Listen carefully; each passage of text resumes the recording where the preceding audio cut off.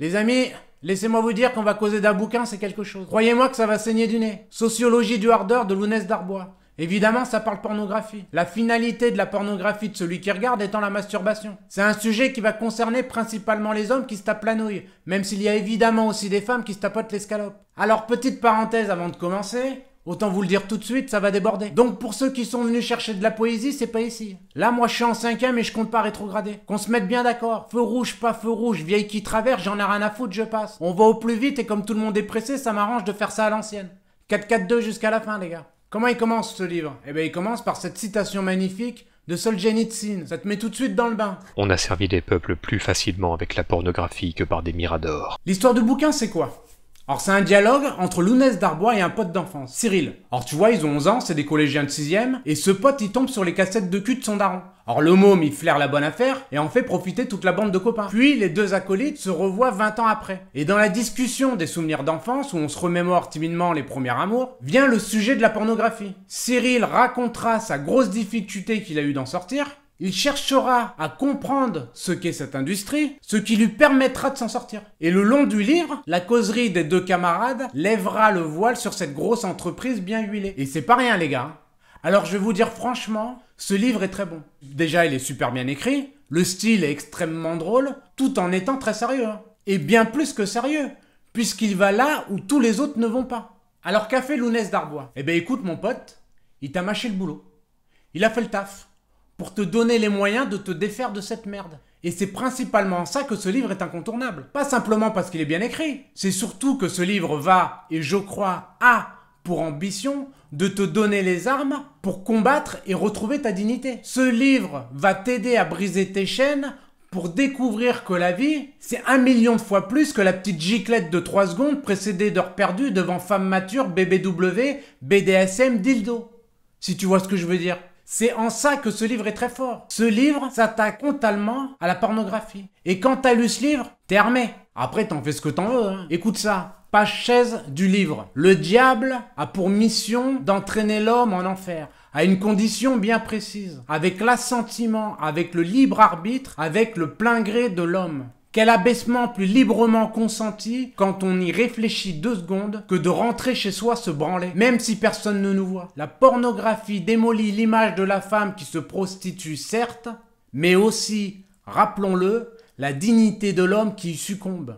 Le but étant de connaître ton ennemi, pour pouvoir le combattre. Forcément, si tu connais pas le bonhomme, tu risques pas de lui en placer une dans la gueule. L'idée c'est quand même de se le finir façon Conversano. Alors ajoute à ça la compensation par le sport, la lecture, les voyages, tu vas redevenir toi-même. Parce que quand on est au point de mater des mecs pendant 4 heures qui baisent à ta place, c'est que t'es sous perfusion mec, faut réagir.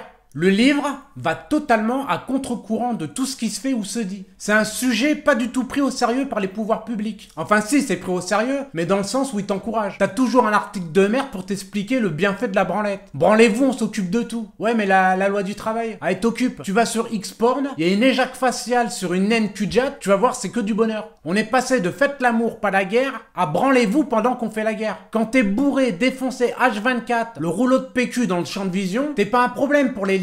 T'es la bonne petite créature à son pépère. Écoute, page 20 du bouquin. Le film de cul joue un rôle comparable au masturbateur de taureau dans les exploitations agricoles. Métier authentique. Une fois bien branlé, le taureau se calme, se laisse mener docilement. L'élite a besoin des branleurs. Elle a besoin que les jeunes en soient addicts. C'est encouragé, c'est subventionné. Il y a aussi une histoire de fertilité là-dedans. Parce que quand faut satisfaire ta dame le soir, en espérant que 9 mois plus tard tu puisses rentrer dans le club des gousi-gousi, et que toi t'as pas luché toute l'après-midi devant femme mature BDSM, faut te rendre compte qu'il te manque la moitié de l'équipe au départ, pour traverser le terrain et que ça rentre dans la lucarne. Si t'ajoutes à ça la capote, le stérilet, la pilule et la fameuse boîte à caca, on peut tous se considérer comme des miraculés, voire des professionnels du triathlon. De nos jours, pour le gamin qui veut naître dans ce monde, c'est Interville. Alors tu penses bien qu'à l'OMS, ils t'encouragent, histoire de régler le problème de la surpopulation. Et je peux te dire que le lobby de la pornographie, il se régale. Celui du sopalin aussi, mais à un autre niveau. On est d'accord. C'est une drogue. Je vais pas dire c'est quoi le pire entre la cocaïne, l'alcool et tout le tintouin. Ce que je veux dire, c'est que ta bite, elle est accrochée à toi. Tu vas pas t'en acheter une à 1,50 € au Super U d'à côté comme la bière.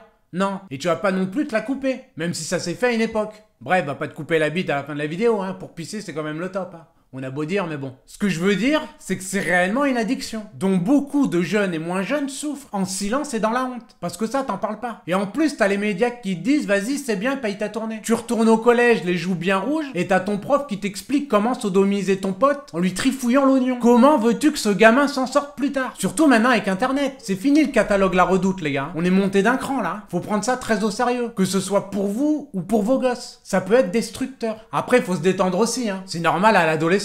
Les hormones, la voisine en plein phare H24, à un moment, faut lâcher du lest. Faut juste pas que ça devienne trop envahissant au point de passer à côté de ta vie étant adulte. C'est un sujet que l'on n'aborde pas du tout en France. C'est pas comme aux États-Unis. Et en ça, ce livre est d'utilité publique. Les amis, on arrive à la fin. Alors surtout, n'oubliez pas les liens en bas de la vidéo. Vous y trouverez aussi mon Twitter et mon Facebook. Vous étonnez pas si sur mon Facebook, je vous réponds pas. C'est normal, je suis bloqué. On va dire que je commence bien. J'ai pris 30, mais il me reste quand même 10 jours. Vous remarquerez aussi que sur l'une de mes vidéos YouTube, il n'y a plus de pouces bleus. Twitter a décidé de m'enlever tous mes pouces bleus. Mais bon, on va dire qu'à Tel Aviv, ça travaille bien, quoi. C'est plutôt bon signe, je suis pas mécontent de ça. Donc voilà, sur ce, je vous souhaite tout le bonheur du monde. À ciao les gars.